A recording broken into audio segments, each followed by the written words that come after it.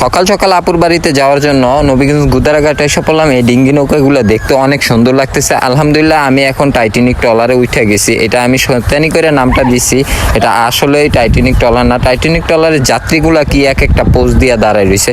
তো হঠাৎ করে টাইটানিক ট্রলারে মামা রশিটা বাইদা ফেলছে, তো আমরা ঘাট থেকে নাইমা যাইতেছি। তো জুনায়েত আমার আগে আগে যাইতেছে। এটা হইলো নবীগঞ্জ গুদারাঘাট। তো রিক্সার মধ্যে উঠে গেছি। আলহামদুলিল্লাহ এই এলাকাটা অনেক আমার থেকে সুন্দর লাগতেছে, কারণ এই পরিবেশগুলো অনেক সুন্দর। এই এলাকাটা কেমন জানি দারুণ একটা পরিবেশ লাগে। তো এই যে আমার আপুর বাড়ির সামনে আমি আইসা পড়ছি। তো আপুর বাড়ির সিঁড়ি দিয়ে উঠতেছি, ছাদটা দেখতেছি।